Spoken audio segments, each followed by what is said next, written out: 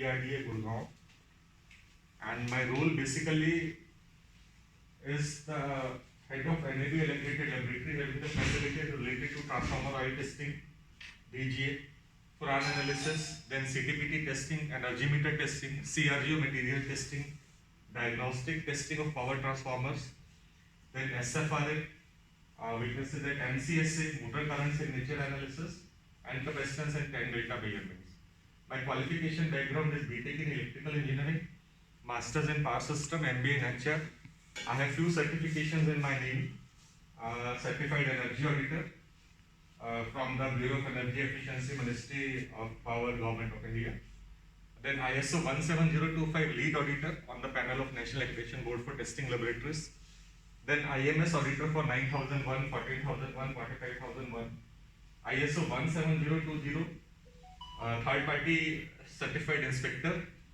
Then SOCHM GEM, that is the nowadays the green building qualifications are coming up for sustainability. That is the one qualification, SOCHM GEM, that is the GEM CP, GEM certified professional, and IGBC AP. This is my background, and the total experience that I have is roughly around 22 years. I started my career with teaching, taught in engineering college for 6 years, then joined ERDA, established the laboratory base of ERDA. Then I joined the Government of India, that is the Ministry of Agriculture, as a senior technical officer electrical. Left that job in 2015 and joined back ERDA. Headed the projects team of Government of India related to the IPDS, that is the Integrated Power Distribution Scheme. Then is the Deen Dayal Upadhyay Gramin Jyoti Yojana for the state of Haryana as well as the state of Gujarat. And during these 22 years, I have experience related to teaching, maintenance of electrical equipments, laboratory testing, and then handling the projects. This is the brief background. Today I will cover the topic, that is the reliability improvement of transformers by testing. Testing is one of the major concerns, all of you know. I hope that you have the background of electrical, mechanical, and all from the engineering background and understand the things. So this topic we will cover how testing plays an important role in assessing the improvement of the life of the transformers. Now these things we will cover.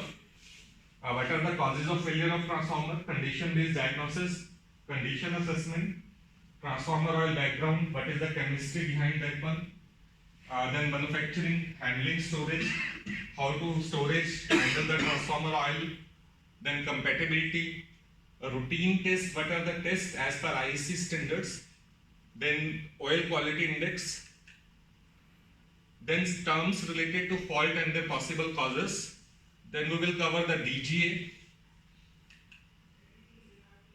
This I will cover in my presentation, these all things. And we will take a few case studies also, what the results interpret. On the basis of results, how the improvement or what are the faults that are coming in the transformers. To begin with the introduction, the life measurement of the transformer has the following aspects. That is the improvement over traditional time-based maintenance, condition-based, reliability-centered maintenance. What is time-based maintenance? Have you heard about the things? Because you are from the electrical or mechanical background, you have your equipment also there. What is time-based maintenance? Anybody who can explain? The preventive checks that you perform on your equipment as desired or as given by the manufacturer data sheet, that is the time-based management. For example, you perform the few tests, say, I can say that on the oil, you can perform dissolved gas analysis once a year or half yearly, we can say that. This is the time-based traditional maintenance. Second thing comes condition-based. What is condition-based? Any idea? Condition-based maintenance is where you have suspected misbehavior of the equipment. If the behavior of the equipment varies very widely, we can say that the loading pattern is shifted or some fault is coming, you notice some tripping of the relays also, On that basis, you can do the condition-based or reliability-centered maintenance. And on the basis of this, you can find out what is the actual fault that is coming in the equipment. Then another important aspect is maintaining a transformer in service, because transformer is the lifeline of your electrical system. You have to maintain it properly. You have to keep the transformer healthy for the reliable electrical supply. Then continuity of supply is to be ensured. Priority of in-field repair and online processing. Minimizing the remedial actions and comprehensive life assessment. You have to monitor the record, or you can say that you have to cover the record, test, analyze the data. On the basis of that data, comprehensive life assessment of the transformer will be carried out. Now, what are the causes of failure of transformers? Shortened life due to deterioration of the parts. Major parts is the bushings, particularly the OATC on-load tap changers, overheating of the HV winding coils due to the excessive circulating currents, change in condition due to ingress of water, particle contamination. These are due to the moisture conditions present in the atmosphere. That is the ingress of water, particle contamination, natural aging of the oil. Natural aging of the oil, loosening of the contacts, and clamping forces, vibrations, unusual stresses that are coming on the equipment due to the load variations. Then latent defects of design or defects during the manufacture. Suppose design is faulty, then this is also one of the major failure for the transformers.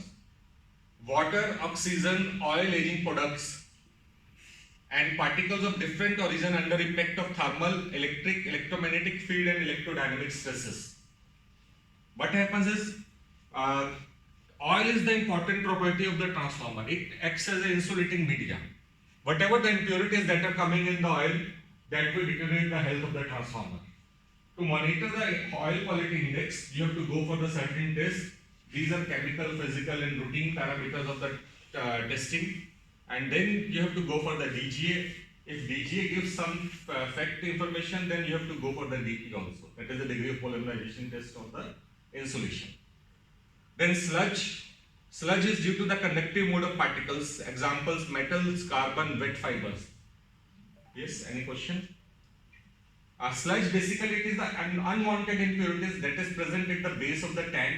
Sometimes over the period of time, oil deteriorates, combines with the insulating materials, dissolves some components of the solid insulation in the oil, that becomes the sludge over a period of time. That we have to identify when to reclaim the oil. Then another important cause is the presence of bubbles. Now what is bubbles? Anybody having any idea? Partial discharge. Presence of bubbles may cause partial discharge. Now from where these bubbles comes? Even at rated voltage. This is the test to identify the cause, partial discharge test. But from where the bubbles are coming? The bubbles are coming from the high rate of voltage that is charging the... Okay, this is the one thing. Another thing, any other idea? Bubble evaluation, a problem of hot transformer. Hot transformer means your transformer is charged. What happens is, when the transformer is charged, loading pattern will be there. Oil has a natural property. It is a chemical compound. Oil breaks into few components. It is basically hydrocarbon compounds. When air comes in contact with the oil components, that is the hydrocarbon compounds, it will form certain noise. That noise is the bubbles, or you can say that bubbling noise is coming from the transformer. It is a problem of the hot transformer. Why we have said that this is a hot transformer? Because transformer is under the charge condition. Dissolved water is a problem of a cold transformer. Now what is a cold transformer? Any idea?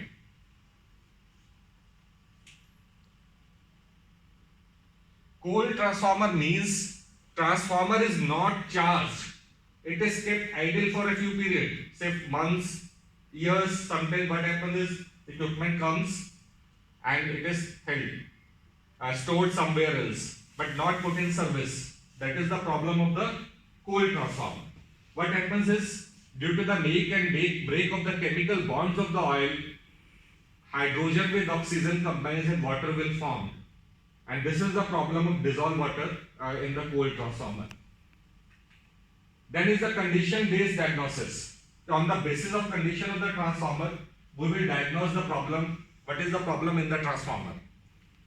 First question you have to ask, that is whether the transformer is working normal. Is there a fault? Is the fault serious? Is it fit for service? What is its reliability? So these questions normally comes in the mind when we operate the equipment or we see the equipment, whether the equipment is working normal. Is there a fault? For the first two questions, the test is dissolved gas analysis. You have to go for the dissolved gas analysis, whether fault is there in the transformer or not. And another test that we go for is power factor or 10 meter testing of the transformer. For remaining three questions, that is the fault is serious, is it fit for service, what is its reliability?